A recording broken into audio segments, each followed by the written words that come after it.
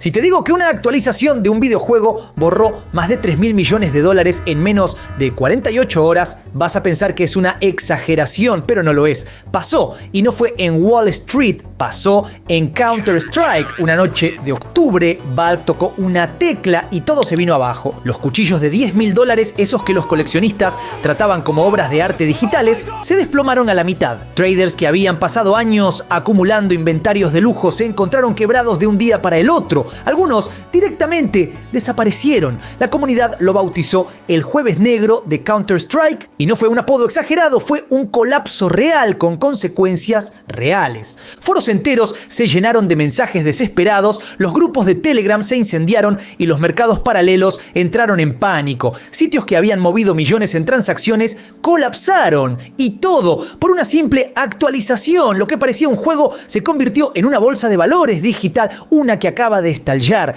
Y lo más turbio, nadie lo vio venir, ni los streamers, ni los traders, ni las propias páginas de compra-venta, porque esta historia no trata solo de píxeles, trata de dinero, de poder y de gente que perdió literalmente la cabeza por un cuchillo virtual. Y todo empezó con algo tan simple como una skin.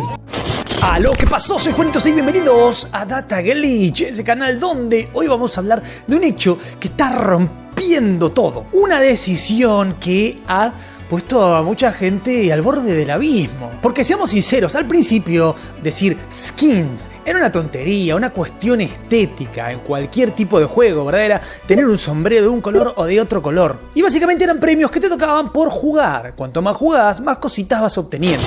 Al principio las skins eran un chiste interno, un premio estético que te tocaba por jugar. Valve lo introdujo en 2013 con la actualización Amsdale, casi como un experimento, darle a los jugadores la posibilidad de personalizar sus armas con colores, patrones y rarezas. Pero ese pequeño gesto que parecía inofensivo terminó creando una economía paralela. De un día para otro, los rifles con dibujos de dragones, las pistolas doradas y los cuchillos con patrones únicos empezaron a tener valor, no valor simbólico, valor real, porque en Counter-Strike los objetos se podían vender, intercambiar y, gracias a Steam, convertir en dinero. Lo que Valve había hecho sin querer era inventar una bolsa de valores digital donde cada skin era una acción y cada clic un movimiento financiero. Al principio todo era un juego, abrir cajas, apostar, soñar con un cuchillo Karambit Fade, pero pronto el mercado se volvió una bestia. Los precios empezaron a subir y los foros se llenaron de especuladores. Algunos jugadores vendían inventarios por miles de dólares, otros empezaron a invertir a largo plazo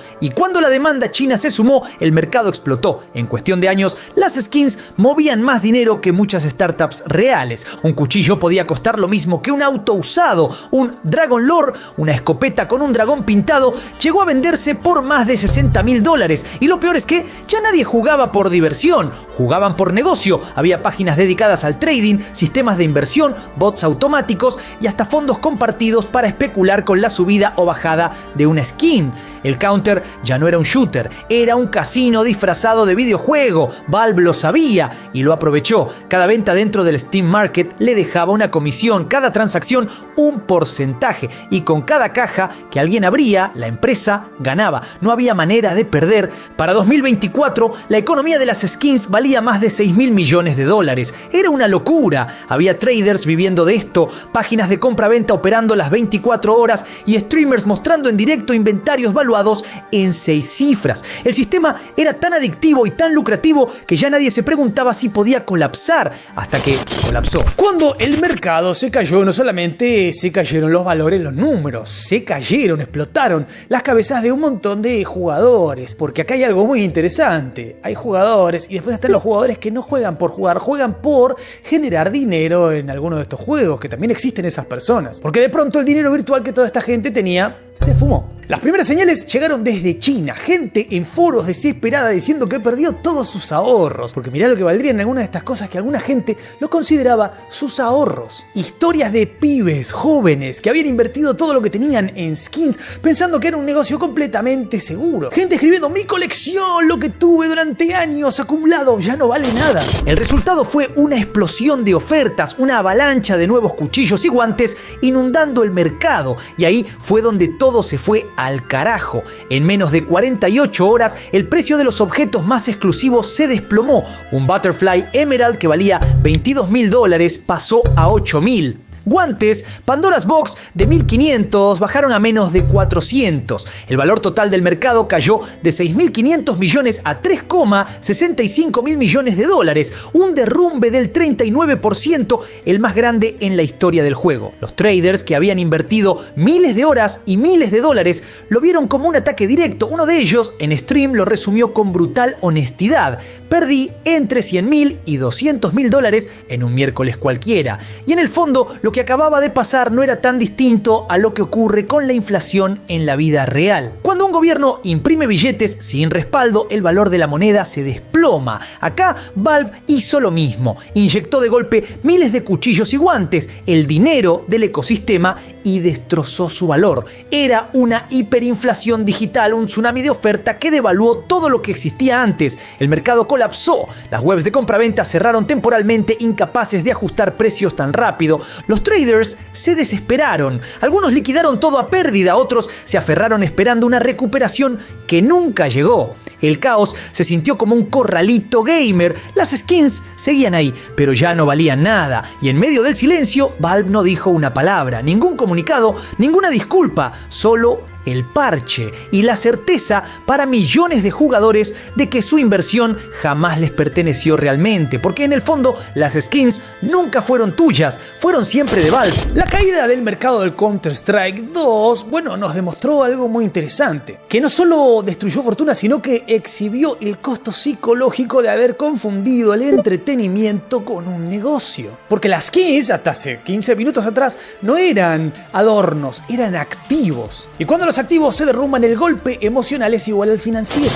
Los rumores se multiplicaron, posteos en Reddit, mensajes en Telegram, tweets de cuentas conocidas, todos hablaban de lo mismo. Jugadores que, devastados por la pérdida, decidieron terminar con su vida. No hubo confirmaciones oficiales, pero las historias se repitieron tantas veces desde tantas fuentes distintas que la comunidad entera quedó paralizada. Algunos hablaban de 10, otros de 15 casos. Nadie sabía si era verdad, pero el solo hecho de que fuera posible ya era una señal del daño que había causado todo esto. El profesional bosnio Nico lo dijo en directo, casi sin palabras: es choqueante, me siento mal por la gente que perdió plata. Nunca fui fan de invertir en algo dentro de un juego, y ese era el punto. Para muchos esto ya no era un juego, eran sus ahorros, su ingreso, su trabajo. Había traders que vivían de revender skins, estudiantes que financiaban sus estudios con el mercado e incluso empresas montadas exclusivamente para especular con ítems digitales. Y de repente todo eso valía menos que un llavero. Los medios empezaron a hablar de el crash más grande en la historia del gaming, y por primera vez se abrió un debate que hasta entonces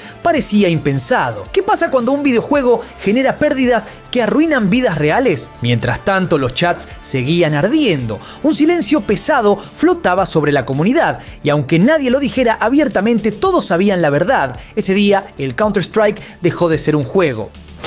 El caos no se quedó en los números, se metió en los streams, en los foros, en las charlas privadas. Por horas, Twitch fue una cadena de lamentos, traders mostrando inventarios destrozados, coleccionistas insultando a Valve en vivo, youtubers que no sabían si reír o llorar. Era como ver a la bolsa de Nueva York derrumbarse en tiempo real, pero con cuchillos de colores y nombres en inglés.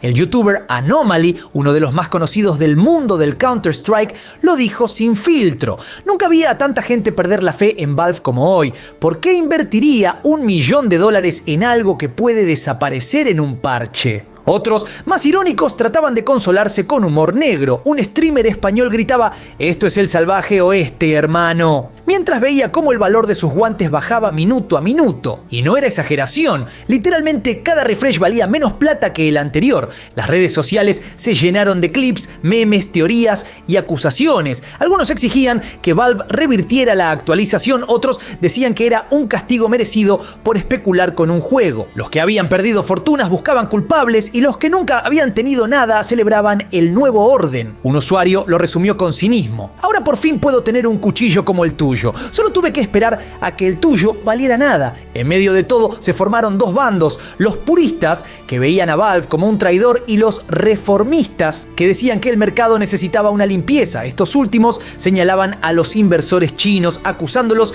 de manipular precios y provocar la burbuja que finalmente explotó. Los otros les respondían que sin ellos el mercado nunca hubiera llegado tan alto. Era una guerra fría dentro del mismo juego. Y mientras todos discutían, la sensación era la misma. La confianza estaba rota. El crash no solo había destruido el valor de las skins, había destruido algo mucho más frágil, la ilusión de control. Porque si Valve podía hundir el mercado con un parche, entonces nadie tenía nada. El sueño de convertir los píxeles en oro se había terminado. Y lo más loco de todo era que, en cierto modo, el juego seguía exactamente igual. Las armas todavía disparaban, los mapas eran los mismos, pero algo se había roto para siempre. El Counter-Strike ya no era ese refugio digital donde algunos se sentían millonarios. Ahora era el recordatorio brutal de que incluso en los mundos virtuales la economía también puede sangrar. Cuando el polvo empezó a sentarse, la pregunta era inevitable: ¿por qué Valve haría algo así? ¿Por qué destruir un mercado que generaba millones, mantenía viva a su comunidad y era la joya de su modelo económico? La respuesta está en una palabra: presión. Durante años, el mercado de skins había crecido sin control, convirtiéndose en una especie de casino digital escondido dentro de un shooter. Valve lo sabía, lo había visto. Pero mientras la caja registradora siguiera sonando, nadie decía nada, hasta que Europa empezó a mirar de cerca. Desde hace un tiempo, distintos países del continente vienen empujando leyes contra las loot boxes y las apuestas con ítems virtuales, lo que en términos legales se conoce como simulaciones de azar con valor económico real. Países como Bélgica y Países Bajos ya las consideran una forma de juego de azar encubierto y las prohibieron directamente. Y en 2024, la Unión Europea empezó a preparar una nueva normativa llamada Digital Fairness Act, que busca ponerle freno a estas prácticas. Entre sus metas, prohibir las loot boxes, limitar las compras dentro de juegos y obligar a las empresas a advertir sobre los riesgos de adicción. Y esos riesgos son reales. En España, el Instituto Valenciano de Adicciones No Tóxicas alertó sobre la creciente cantidad de adolescentes atrapados en una doble dependencia: la adicción al juego y la adicción al gambling. En Counter-Strike 2, ambas se combinan de forma perfecta y peligrosa. El jugador no solo juega para ganar una partida, sino también para ganar una skin. Y una vez que la tiene, puede venderla, apostarla o usarla como ficha en páginas externas. El problema es que muchas de esas páginas funcionan como casinos clandestinos digitales, no piden verificación de edad, operan fuera de la jurisdicción europea y prometen multiplicar tus skins en ruletas o sorteos sin ningún control. Miles de jóvenes se metieron en ese loop: más horas de juego, más exposición a las cajas, más tentación de apostar, perdés dinero, te frustrás, jugás más, ganás, te confías, apostás de nuevo, un círculo perfecto de dopamina y pérdida. Y cuando esos datos empezaron a salir en los informes de salud pública, los gobiernos reaccionaron. UNICEF, por ejemplo, reveló que más de 90.000 niños en Países Bajos habían hecho compras en videojuegos que luego lamentaron. El 2024 fue un punto de quiebre. Los ministros de Economía europeos empezaron a hablar de una prohibición continental de las loot boxes, apuntando directamente a juegos como Counter-Strike, FIFA o Genshin Impact. Valve entendió el mensaje. El Trade Up Update fue en parte su movimiento preventivo: quitarle poder al mercado negro, diluir el valor de las skins y demostrar que sus objetos no eran una forma de apuesta, sino simples cosméticos. Era una jugada política, un intento de mostrarle a Bruselas que estaban limpiando la casa antes de que el reglamento los obligara a hacerlo. Pero el costo fue altísimo, porque al tratar de salvar su reputación ante la ley, destruyeron la confianza de su comunidad. Y esa confianza, construida durante más de una década, valía mucho más que cualquier cuchillo digital. Cuando la tormenta pasó, lo que quedó fue un desierto digital. El mercado obviamente seguía en pie, digamos, ¿no? Pero el mercado ya era otro completamente diferente. Los precios se estabilizaron en niveles ridículos. Los vendedores más grandes vendieron lo más rápido que pudieron. Y los streamers dejaron de mostrar inventarios como si fueran premio, como si fuera a abrir una caja con joyas. La euforia por el juego se apagó completamente. Lo que antes era una competencia por ver quién tenía el cuchillo más caro, se volvió una cuestión de tratar de entender cómo carajo eso alguna vez valió algo si no es nada. Literal, el mundo de los NFT, por ejemplo, ¿no? Que durante 4 minutos, porque ni siquiera 5, 4 minutos valieron todo. y de la noche a la mañana en realidad nunca habían valido nada. Las skins rojas, que antes eran solo decorativas, se volvieron las nuevas joyas del sistema. Se podían usar para fabricar cuchillos y eso les dio un valor artificial que mantuvo viva una parte del mercado. Pero la magia se había ido. Ya no había ese brillo de exclusividad, ese sabor a casino donde cada caja podía cambiarte la vida. Los que habían perdido todo se fueron. Los que quedaron aprendieron una lección amarga. En el mundo digital, la propiedad no existe. Lo que compras no es tuyo. Lo usás hasta que la empresa decide que deje de valer algo. Y si un parche puede borrar el valor de un ítem, también puede borrar la confianza en toda una economía. Algunos intentaron resistir, apostaron a que, como en cualquier crisis, los precios se recuperarían. Pero no fue así. El Counter-Strike 2 siguió adelante, sí, pero la fiebre especulativa nunca volvió a ser la misma. El mercado quedó marcado por el miedo, por el recuerdo de ese día en que un juego les mostró lo frágil que era su riqueza. Los medios lo bautizaron como el fin de una era. Y tenían razón. Durante más de 10 años, las skins fueron el sueño dorado del gamer moderno. Una forma de ganar dinero jugando, de mezclar suerte con habilidad, estética con inversión. Era la fantasía perfecta del capitalismo digital.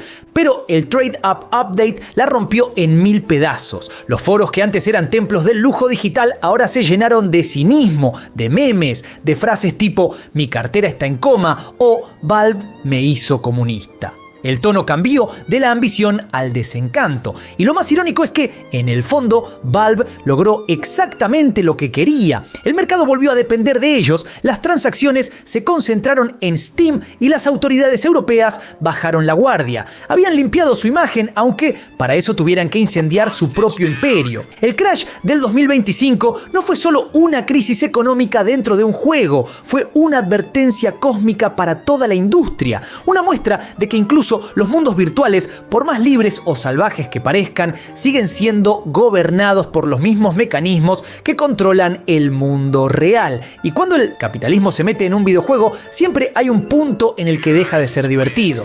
Hoy el mercado sigue existiendo, claro, pero con otra cara. Más frío, más desconfiado, más consciente, probablemente nunca vaya a volver a ser lo que fue. Y los jugadores que vivieron ese jueves negro no solamente no abren las cajas ya con la misma emoción, sino que posiblemente muchos de ellos nunca más vuelvan a abrir una caja. Saben el precio real de esa adrenalina ahora. Y que a veces el juego más peligroso no se juega en algún servidor, se juega en tu cabeza. Pero la gran pregunta es, ¿cuánto falta para que la próxima actualización, el próximo cambio en un juego, vuelva a borrar una fortuna digital y nos recuerde que lo que está ahí en la pantallita en realidad no existe? Y sobre todo, que nunca será eterno. Vuelva a borrar una fortuna digital y nos recuerde por vez número 1000 que lo virtual no es eterno. Lo más importante, comentame por ahí abajo, ¿cuánto perdiste vos? ¿Cuánto dinero tenías en ese juego? Y se fumó de la noche a la mañana. Te compadezco, qué tristeza. No te olvides de darle duro al botón de like, suscribirte, toca la campanita, seguime en todas mis redes, Juanito Soy Data Glitch, y nos veremos la próxima. Adiós.